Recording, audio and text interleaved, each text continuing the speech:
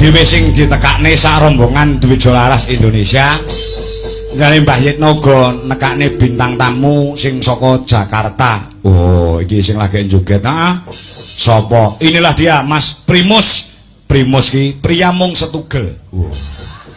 Matur nuwun Pak. Dalang matur nuwun macange Mbak Limbuk. Matur nuwun wis awet mau wis dilokke. Dilokke piye? Iki ya nekake pengocok perut. Cara kasare jenengan ngelokke kula cacing kok. Lah pengocok perut yo. Iya. Matur nuwun. Tegese iki pengocok perut ki wong sing iso ngguyokne wong liya ngono lho. Pelawak ngono lho. Allah pelawak ki gede dhuwur. Heeh. Wi pelawak wong setugelok pelawak. Lah terus peluwak niku kok.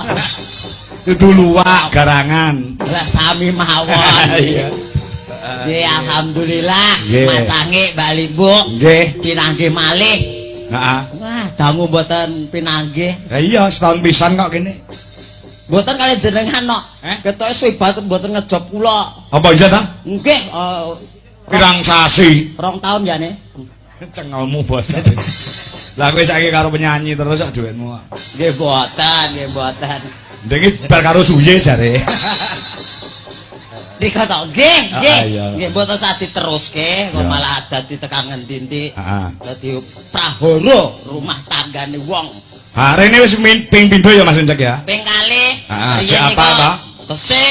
Karo Mbah Yitno cek apa? Tesih piyayine sing wah ora nom-nom. Ora nom-nom piye ta? Ajeg sepuh terus lho. Kowe ambak ka panjenengane iki wis sepuh ning semangate emoh kalah karo sing nom-nom. Nggih jiwane jiwa muda. Jiwa muda. Semangate membara. Nah nggih niki perlu dicontohi kados Mbah Lurah menika. Wah anggaran kon dhuwur kurang wani tombok. Iya. Senajan to ya adol bengkok. Ora wong panenane wae luar biasa kok. Nggih alhamdulillah. Alhamdulillah sasampunipun nanggap jenengan niki panenanipun warga mriki saya ngemboko. Nah, kathah apik panenanipun. Dadi mboten dipek apike ning sing dipek niku asepe. Mulake jenengan yen Pak Lurah tesih ngasta di kendalang terus. Nah, dugi 100 tahun nggih Mang Dalang enten mriki Jenggar nggih. Iya. Iya. 100 tahun gratis sitok jenengan mangke dalange nggih enten mriki. Nggih sing nanggap nggih Mbah Yitno. Enten ngalam boko. Iya. Ucapan apa cek untuk masyarakat wonten ing Gentong? Ucapane napa? Lah ki nyatane wau sonten nggih udan deres kaya ngono.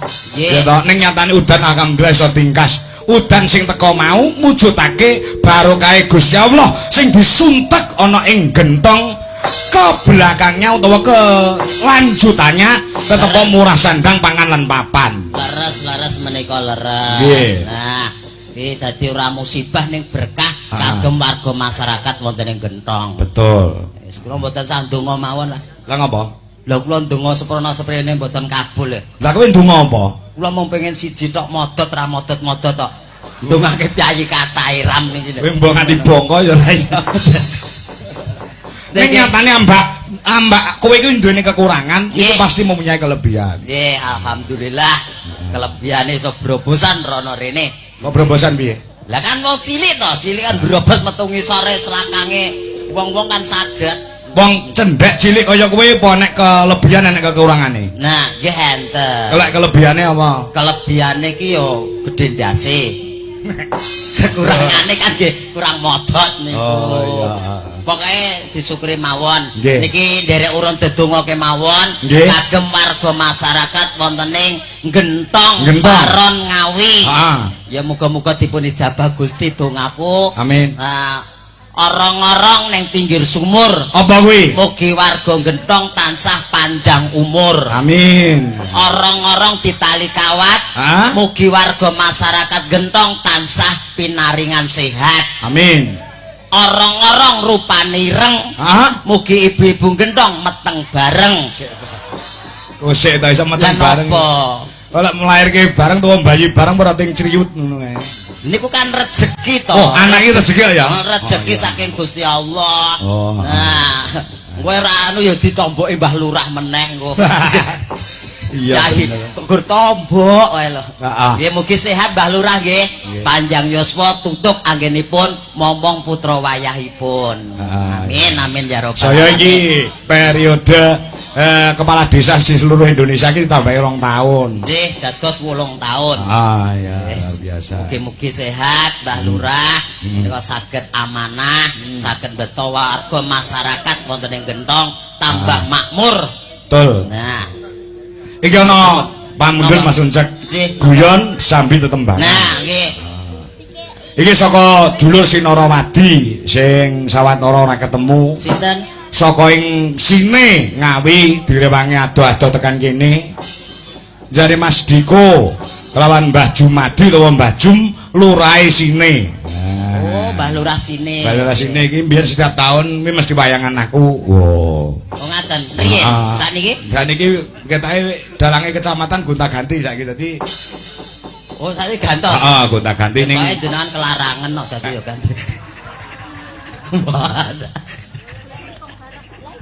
Lha tak graji cangkemmu. So kelarangan iki lha kuwi dalang sing ditangkap ning kono sing paling murah dhewe aku, ngerti ora? Oh, napa nggih to? Heeh, wis tak kae murah, lha kok ganti dalang sing luwih larang. Lah iki sok bakal aku ya mumbul meneh larang regaku bakal. Nggih mangunggahke melih mawon. Lah ngopo? Nggih dhuwur melih ngoten nggih. Ora. Ya ampun dhuwur-dhuwur sing penting saged melampahipun sami melampahipun Betul. ngoten. Ah, iki kanthi ucapan nderek wungon wonten dalimipun Mbah Lurah Gentong. Kagem Pak Kangko lan Bu Dwi tetap sehat selalu. Amin. Amin. Insyaallah tahun ini kelurahan utawa desa sini wayangan bersih desa. Kono iki 2 tahun sekali. Alhamdulillah. Insyaallah aku entuk bocoran. Dalange jenengan nggih. Insyaallah ngono. Amin. Kula katut mboten? Hah? Kula katut mboten? Katut. Amin amin matur nuwun. Ah. Katut anu nggih ngenten iki. Hah? Tanggapan ngenten iki to? Ya katut. Lah nggih katut ngenten iki kula kan ngomong-ngomong ngenten iki. Ora. Lah kenapa? Kowe ning kono kon numbali desa kono lho. Lai. Ngopo? Ora sah melu nane. Lah ngopo ta? Nggo tumbal ra urung udan praara ra ukur. Ya ora. Iki biasane nek ora karo senengane kuwi caping gunung. Oh ngaten. Nggih, Mbah Lurah sini. Nah, iki uga ana sing lumantan WhatsApp. Nah, iki Mbak Tia Murti. Assalamualaikum warahmatullahi wabarakatuh. Wilujeng dalu. Nggih. Tia Murti nyuwun request lagon sesideman kalian Yudro Asmara ingin nyekar Mamah Dwi. Wah, nggih. Sugeng Rahayu. Mbak Tia Murti. Ya, iki wis transfer 500.000 iki penggemare Pak Kangko sing mapan ana ing Singapura, Mas Uncek. Alhamdulillah, matur nuwun. Iki Mas Joko Pilang Kenceng uga monitor. Nggih. Mas Ngadinu, Pondok Ungu, heeh Mbak Tiang Murti. Heeh, yo. Daturke anu ya. Caping gununge sik. Oh, caping gunung. Ya. Kali sinten? Sinten sing ngaturke? Ara Chandra, sinden ngapak. Ayo. Oh, nggih. Sing jegleng kowe ya. Siap-siap. Ayo San, kata San. Ya, coba kaya San, apa. macan. Ayo San, macan. Iki ya dadi pasangan bintang tamu lho cah loro iki saiki. Ya. Luar biasa. Heeh. Nggih. Ya. Macen. Nah, urip, Bro. Wis urip. Wis urip ket mau, jagung ya urip. Karepku mike yo. Jagong tek urip ya.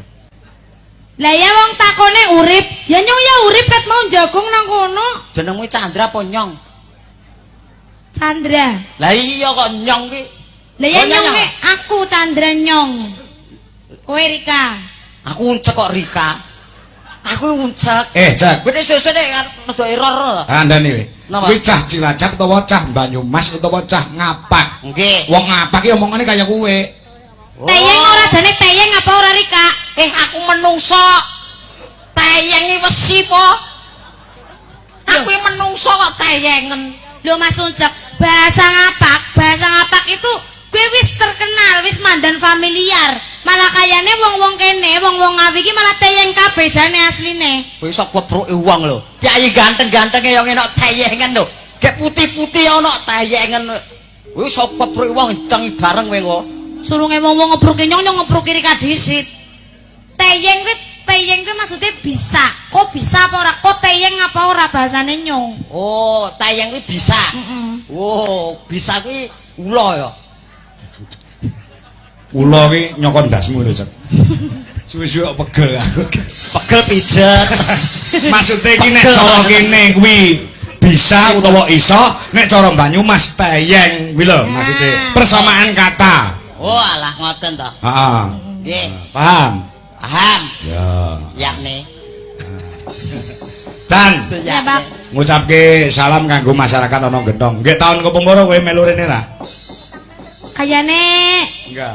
ora apa ya, Pak Ora. ya? Kayak Kayane karo ora nyong ora uget-uget. kelingan lah. Ora kelingan ya? Angger duit wis entek Rika lali ya, Rika. Iya. Ben ki nang kono kae lho madepe rene. Apa itu? nyong ana? Hah? Nyong ana? Ah, nyong sapa? Nyong ana nang kene apa ora gemien kayane ora lah kelalen. Mbah aku ya ora roh. Takok aku seneng podet kono. Ya, Biyen Pak. karo Eka uget-uget. Oh, ya Oh, kelalen. Ah. Ya, saderengipun ngaturaken assalamualaikum warahmatullahi wabarakatuh. Waalaikumsalam warahmatullahi wabarakatuh. Assalamualaikum warahmatullahi wabarakatuh. Waalaikumsalam warahmatullahi wabarakatuh. Assalamualaikum warahmatullahi wabarakatuh. Waalaikumsalam warahmatullahi wabarakatuh. Alhamdulillah. Matur nuwun Rika kabeh nyong kabeh muga-muga sing selamat kabeh. Amin. Sukses lancar rezekine sing jawab salam, sing ngewehi salam muga-muga ya sing berkah uripe. Tandur-tandur panen-panen ya sing apa jenenge sing batri kabeh ya, oke? Oke. Iya, nang kene nandure apa? Pari. Nandur pari. Iya. Oh iya, muga-muga parine ya sing lemu-lemu kaya nyong. Wah. Dadine larang ya Bu ya. Aja kaya uncak silik nggo slilit tok. Apa? Aku bayangke Ngapa? selilit semene iki cangkeme sepiro. Dong sampean nggone Nggo wingi slilit. bintang tamu kok ketuget. Sikit dari intik-intik kayak gini gena-gena ora. Siliken. Iki ki ora dipek apike iki ora. Apa Ya ini? iki kene Mbah Lurah ki nimbali kene ki mergo mesake karo asepe apik ngono lho. Mergane. Asepe. Asep apa? Kowe pengen asep. Nyedok apa Kanggo? Wong sing dimasani kowe kok dudu Sampeyan aku. kuwe kok. Asepe kuwi yen bar nanggap Pak Kangko, insyaallah ki rezekine ki tambah kathah Iya, ngono jelas, lho. amin. Wargane ki sehat kabeh. Mbak Lurah sing tukang tombok ya moga-moga sing sehat sing semangat Ya, terus. amin amin amin. Ora mbok dongake. Apa? Muga-muga Mbah Lurah enggal pikantuk jodoh. Oh, Mbak Lurah sendirian tuh. Sendirian kowe jare golek jodoh. Ya cara Mbak Lurah masa kayak mbak karo keputune. Alah Masa nyong kaya karo kakine. Alah oke saiki berita-berita kae Mbah mangan putu yo kae ra ukur. Lambe golek ngomong. Ning ya bener kok kowe Cak. Bener Cak, aku ya kerep weruh kuwi. Lah, Nek Kyai Sepo terus rabi sak anake sak putune ini Nah. biasa. Lah. Nek sing tuwek sing apa jenenge sing tuwek ki sing Wedok. lanang kuwi sah-sah wae. Sasah mawon. Sing mencurigakan iki lek rabi sing tuwek ki sing wedok. Kok saged mencurigakan? Iya no. Sing tuwek kuwi lek sing lanang tuwek rabi nom iki biasa. Biasa. Sing biasa ki Oke. wong wedok tuwek rabi cah lanang nom. Kuwi ana kejadian. Kenapa, Pak? Niku pripun? Enek cah lanang nom, kuwi Nom. anake wong melarat ora duwe gawean, Nggih. nganggur. Nggih. Ya ta? Kuwi pengen sugih, ning ora gelem nyambut gawe. Oh. Lah, wekasane gelem dirabi karo rondo tuwek umure 27 nek ora kleru. Oh, Sudah niku. itu dirabi pamriye cah lanang mau gen entuk bondo donyane rondo tuwek mau. Warisan kuwi ora mergo tresno, Mergo pengen sugih. mergo Warisan. bondo. Karepe rabi setahun, 2 tahun, 3 tahun, wi rondone mau mati, lah sing lanang mau entuk warisan saka bojone. Lah, Oh, rabi tenan, Cek. Entuk 3 dina iki sing mati malah cah lanange mau. Mutiar. Lah, Lah, niku- kok bisa, Pak? Kok saged lho? Kan Iya. sinom. Sing mati malah cah lanange mau bareng dititi divisum. Matine cah lanang mau mergo keracunan susu sing kadaluwarsa. Ngerti ora? Walah. Kepengen kamu? Ngapa? Kepengen keracunan susu kadaluwarsa? Gak, aku pengen uripku dawa.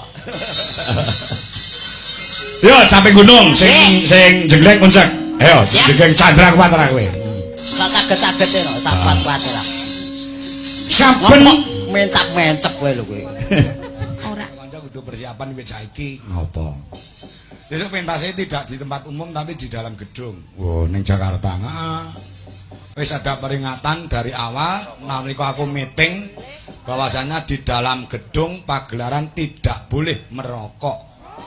Rokok biasa maupun elektrik tidak diperbolehkan. Yang di dalam gedung semua yang ada di situ yang dibolehkan merokok cuma dalangnya tok. Oh. Ngono ya, Kang.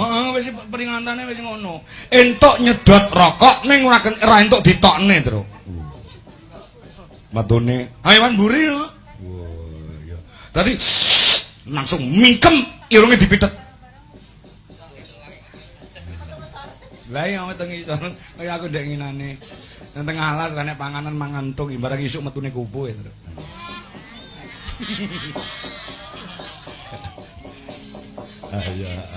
Ya sekali-kali ngono kok.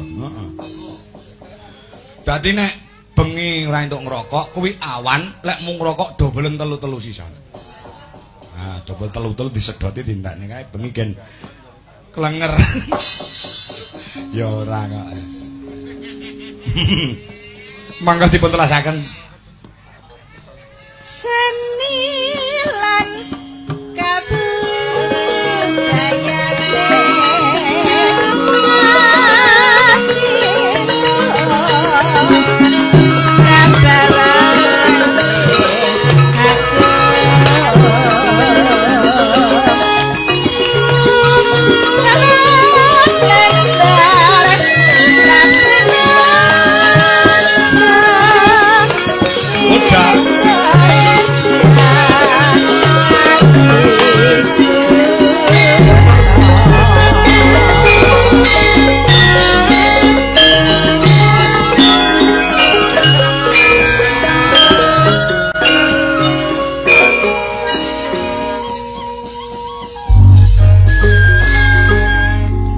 Pengen dadi Petruk Garing Bagong profesional ya kudu iso membagi waktu ya Mas Garing. Nah, mereka ki mau adikku si anakku si Dio mau sawetara nek pentas ya luar biasa.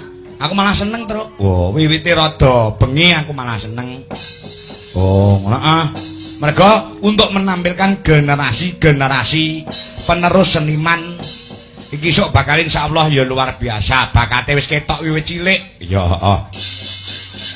Ngono ya Mas Garing. Heeh. Nah, iki mau gandeng lakone dawa ya awake dhewe memutar otak piye carane gen ora kedawa-dawa. Wah, iki mau adegan sing dipotong ana sing budalan buta dipotong, perang gagal ya dipotong langsung Kumbakarna sing maju peperangan. Ya heeh. Dadi men iso lumadi. Heeh, wong nyatane mau limbukan jare sirku tak bubarke setengah siji apa piye ngono sing kepareng nyumbang lelagon Pak Lurah, aktris barang mau. Dadi awake dhewe tidak apa-apa, semua itu untuk hiburan. Wah ya ning kalau mangkel terjadi pro dan kontra. Wah limbukane kesuwen dan lain sebagainya. Lah itulah sulitnya seorang seniman dalang seperti itu terus. Wah ngono wong ngladeni siji sing sijine gelo. Golek lakon terus wengi sing golek hiburan ya gelo. Lah iki awake dhewe kudu sesuai karo porsinya. Wah ngono ya. Gen ora kedelarung-delarung ki mau perangka kali ya dilangi ngapa ta? Wah ngono. Ya ben iso lumadi ki wis meh setengah telu. Wis setengah telu, Tru. Ya. Nah, iki nanjake para kadang-kadang waranggana. Sesuk jek bacut jam 1 latihan, bengi pentas. Oh iya, kanca-kanca ki 100% nggone ngrungkepi budaya. Ya, mengeti Hari Gamelan Internasional ya, Gong. Ya. Sing mendapatkan apa jenenge kuwi pengakuan saka dunia ora mung wayang tok. Ya, klebu gamelan barang. Ya. Jane aku sirku dari awal wis arep gelar gamelan 3 set ngomahke tak golar ngono dituwabuh bareng. Lah gandeng Pak Do enek acara, ya wis lah ditunda tahun ngarep. Ya. Adane kok. Gaweane kae sing biru kae dilarase dipuadake sisan. Lah engko 3 grup sing nabuh Dwija Laras Indonesia Jati Budaya. Sing siji Dwija Putra. Kancane Pak barang kuwi. Yo. Iya. Ya. Mana ya? Ya, mergo iki memperingati Hari Gamelan. Ah, luar biasa ya. Indonesia itu kaya dengan budaya. Ya. Mula berbanggalah sebagai warga negara Indonesia. Wah, ya. Nyatane budayane dhewe diakoni karo dunia. Ya, jajal bal-balan. Isane diakui karo dunia, ya. Dadak menaturalisasi, ya. Saka negara Londo sing asli keturunan Indonesia direkrut supaya didadekne WNI, warga negara Indonesia. Heeh. Karo SNI, Standar Nasional Indonesia. Wih, helm kok ngawur ora. Yo tekan ngendi-ngendi lah. Ngono ya. Ya. Ning wayang tidak perlu seniman-seniman yang dinaturalisasi. Asli Jawa, asli Indonesia sudah diakui oleh dunia. Oh, ayo Cak, omongan gini Cak, aku dewe kesel suwi-suwi. Ya, Mas Oncek tetap konsekuen nganti rampunge goro-goro. Iki jam 3:30 muncul sithik wis adal lho, Tru. Wo, ngono. Ya. Napa nggih to? Heeh. Oh, nggih. Karep ngono ya langgar utawa masjid. Ngaten. Nggih, pirasane daerah mriki adan mboten angsal banter-banter. Yo adan ki kudu banter, gen krungu wong pirang-pirang, gen gembruduk padha salat berjamaah ana ing masjid. Mboten. Mboten piye? Wong adan kok banter-banter niku. Ben krungu tangga teparo sing turu gen tangi. Alah niku kleru. Lha kok kleru? Jenenge adan ya Allahu Akbar, Allahu Akbar. Mosok banter ngono lho. Oh iya. Iya kuwi ngono penistaan agama kalian. Kok penistaan agama. Lah iya no adan banter-banter mong Allahu Akbar mengagungkan nama Allah. Nah, nggih. Alhamdulillah. Iki kanca-kanca wis luar biasa Mas Uncek. Leres niki dalu menika semangat banten kok. Mboten enten sing ngantuk niki. Ora sing ngantuk. Mboten enten ngantuk ganggu kancane kok. Etok-etok nonton video. Tibake merem ya. Aku yo wis rasan-rasan karo Siklun barang. Pripun? Nah, sumben adewe ditimbali komplit karo PO Haryanto malam tahun baruran ana PO Haryanto Kudus. Oh, ngaten. Jane Pak Haryanto ki nak saurunge wayangan kae maghriban ngisaan kudu jamaah kabeh. Dadi esuk dikompangne Dwija Laras Indonesia. Kuwi maghrib karo ngisak jamaah karo Pak Haryanto, Pak Haji Haryanto. Nah, rungokke Go. Ardi ora Ardi ora. Ora. Ya. Dikuwebaki ngono musolane gen seneng. Wong, mergo kae Pak Haji Haryanto kae anggar seniman gelem salat itu ditresnani. Budaya lan agama ditresnani dadi siji. Ngono Mas Uncak. Leres. Ya. Di budaya karo agama iki kudu seimbang lan sejalan. Betul. Nek kula mboten tumut jamaah nggih. Lah ngapa? Mengke malah batalke kanca-kanca. Kok iso? Mesti do guyu kok. Ngerti rukukku karo sujudku do guyu kok. Dadi mangke do batal ki malah. Lah rukuk mesti bablas jungkel. Bablas jungkel. Nggih. Rime ra enek blong. Mboten kok rime blong. Apa? Gedhen ndas. Kaya tokolan.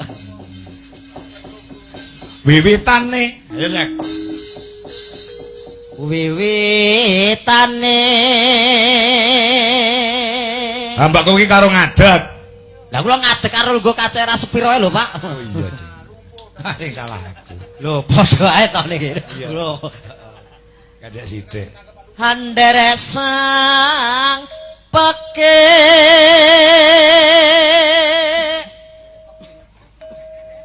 priya bagus. Njaluk suarane Sinten? si dalange Ngawi ganden munjuk ning kene Den. Nah, miki Pak Narono. Sing pundi to? Ha lho ning Sandi Kenong. Gah kula mriko. Lah ngapa? Engko diganden. Jenenge iki ganden.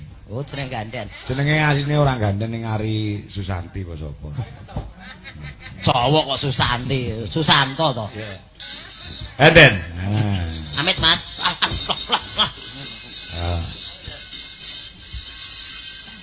Wira. Ya, Mas. Cak. Salam. Wira mayang yo sing ditiru ki yo aku. Wah, gleleng. Ayo, Den. Kang olah budaya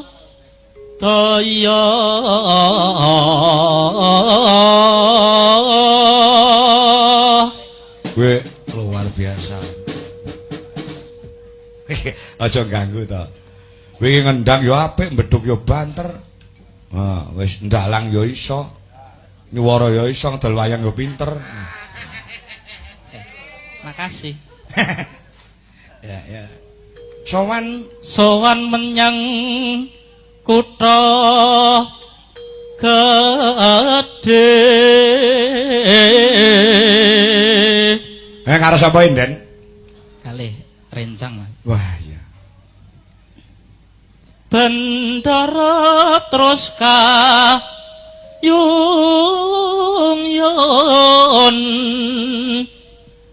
selen Ngapa ya?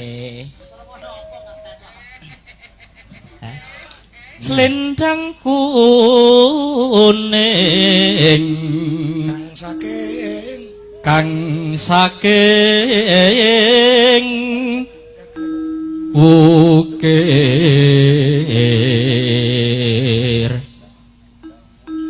swara kurang pramana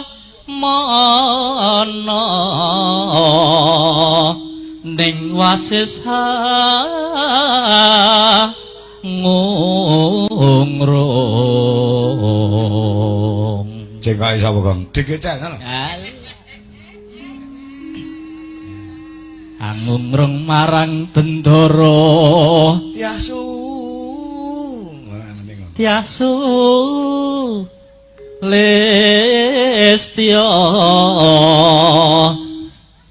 pijer ngincangake alis terus tresna sesideman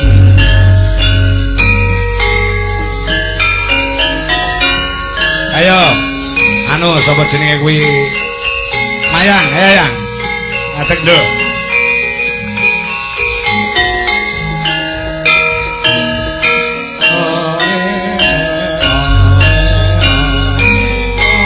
Mbak Diamurti, Pak Kris. Pamundhuripun ngaturaken wonten ing session goro-goro.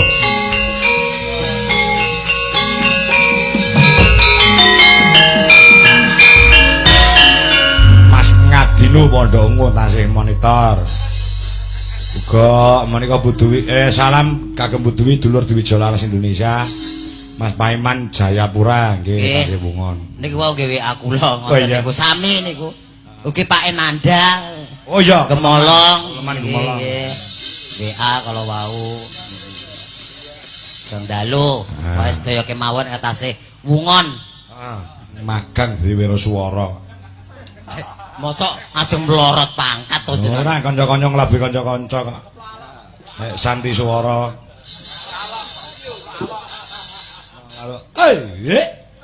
Cuk. Iya wis cuk iki lho. Wis duneni kancane lho jenengan. Iya iso cuk. Pak Raji aku ngomong ngono nang langsung ngadeg. Bajingan. Ya, Cok.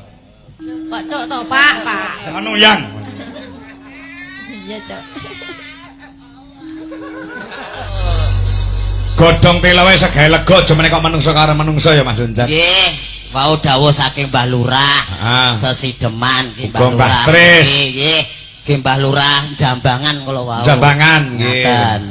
Sampun kaestokaken. Go Mbak Tia Murti ing wonten ing Singapura ingin selalu support jadi donatur untuk Dwija Laras Indonesia. Sembah nuwun mugi berkah barokah. Heeh. Pikantuk leliru kang langkung kathah. Amin ya rabbal alamin. Masih ada karya dari Ki Haji Syukuran Suwondo.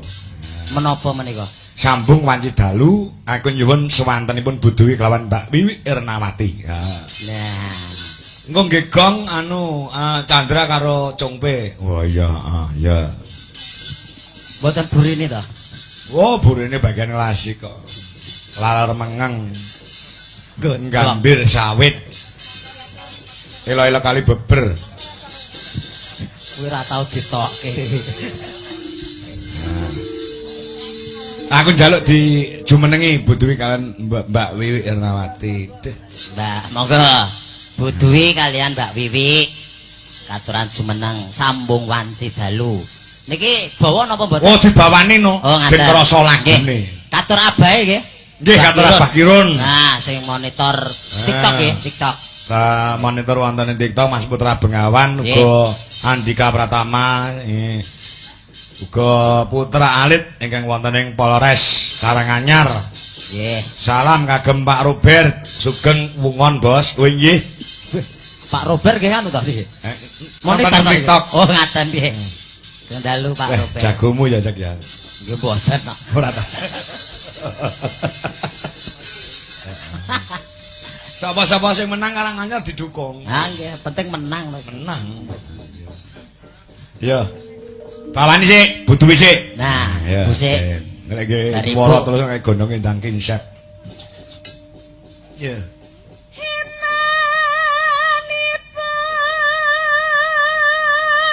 Banten sithik. Ndi Bandi?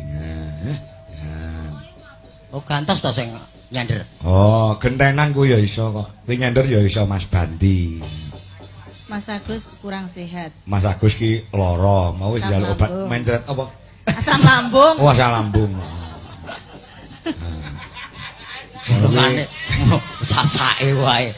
Tukang son ki kudu dobel, ndi Bandi ora kena pamit sak wayah-wayah. Kuwi ya dijagake. Butuhmu ya dicukupi, ya ta? Nah, nek pamit ora entuk dadak. Ndenge pamit gara-gara anake lara terus. Heeh, terus HP-ne digadekke. Bareng tak telepon kok sing napa wong wedok. Iya. Monggo. Nyanyi Mas Akrami.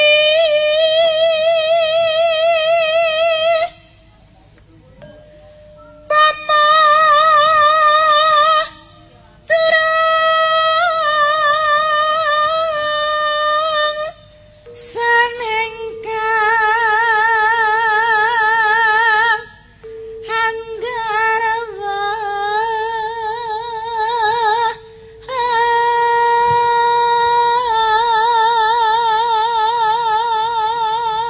Wik. Nembe gondongane suarane jos ongkehane. Heeh. Ya Mbak Wiwi. Nah, ora kok nang kene jenenge uncek mbok celutut ae lho. Kok piye ta ucap kok celukdut? Kula enten wingking kene iki lho. Hah? Lah jenengku uncek dicelutut ngono. Aku ngentut. Malah mu sithik ora apa-apa. Sithike gondone. Gondone warta ya. Kono.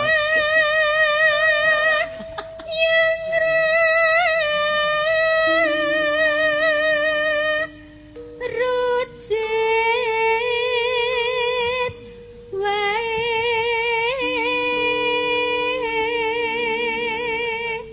Rada dipanerke. Ngene Wiwi. Nonanung Apa Mbak banterno Mas ngono lho. engko tak lewat. Mas. Iya. Iya. Mo.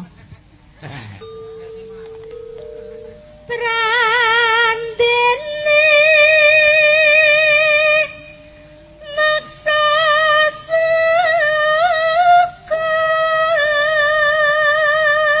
Nenong, ya. jebul kang emas uga nglanggati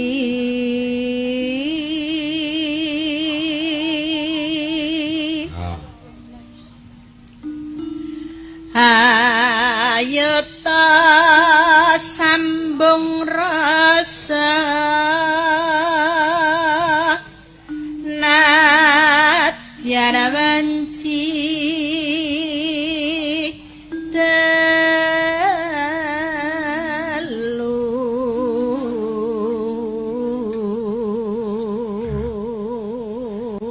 nanonaning sadalutan pisanendra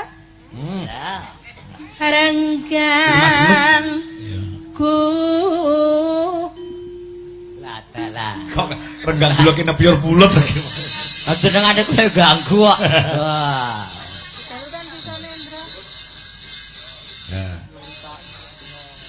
Kusuma ilangan nadyan banci dalu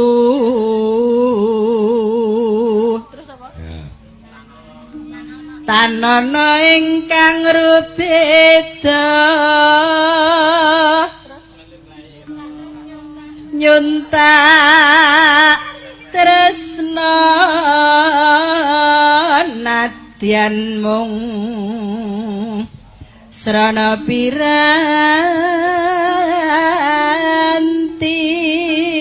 nyuwun dipun garap rong ilama langgam sikik terus garap gamelan Bali yang kedua karyane Pak Sri Eko Widodo. Nah, yuk nonano gambar muka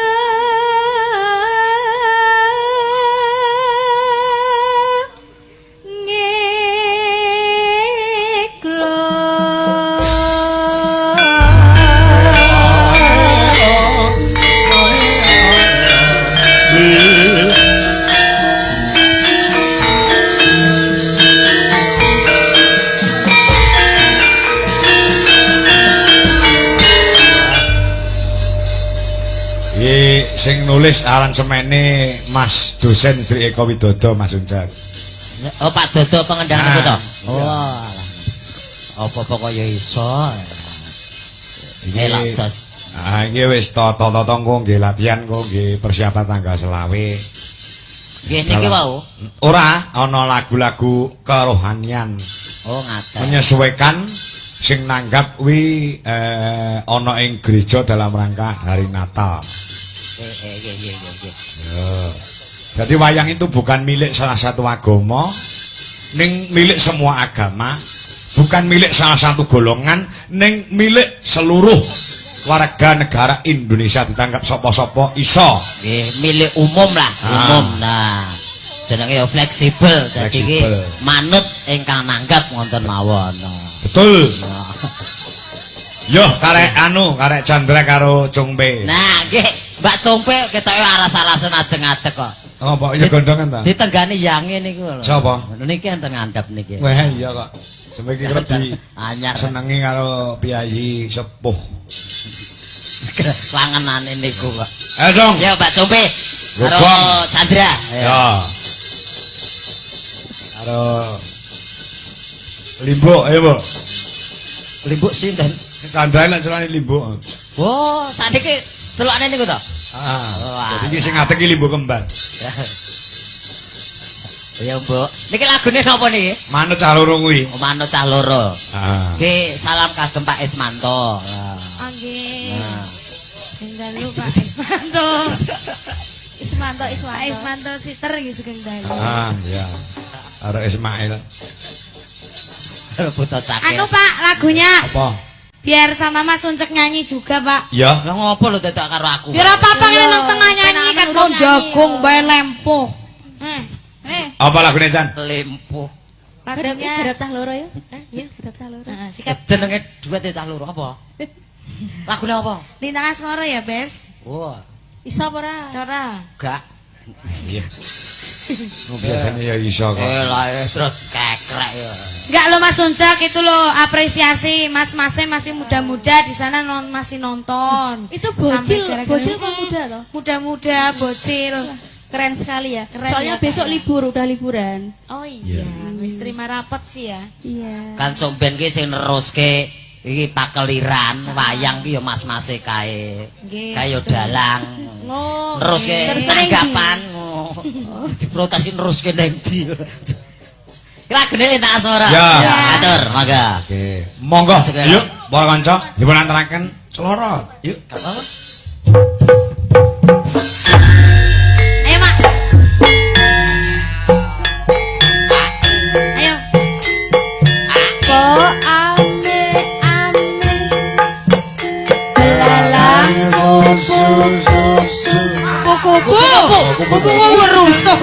kasih kalau malam minum susu perawan rasane enak teman Susu rondo. susu ondo rasane apa Cak? Rojok sepo ayo iya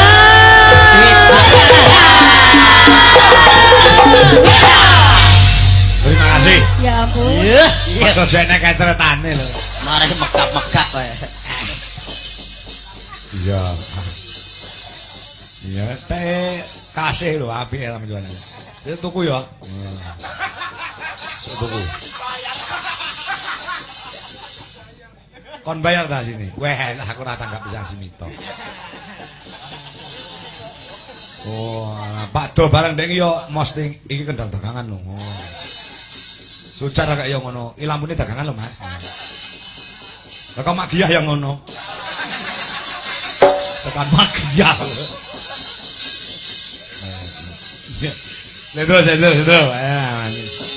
Nek arep guyon nek subuh ya iso wae ya, Kang. Ning tawon ki ana entupe. Lakone ana tutupe. Toko ya nek tutupe. Kau trowe kan sore ngawur terus lek ngomong. Ya. Kurang ngawur kok iki terkonsep. Terkonsep apa wae kon mayang kon maca ya malah budrek lah iya. Terkonsep dalang pikiran, wekasane diolah ana ing ati, metu ana ing lati. Nah. Konsepe ngono kuwi. Ya, makasih Mas Cek. Nggih, Kemale dilan kesempatan. Ngapunten kada lepatipun.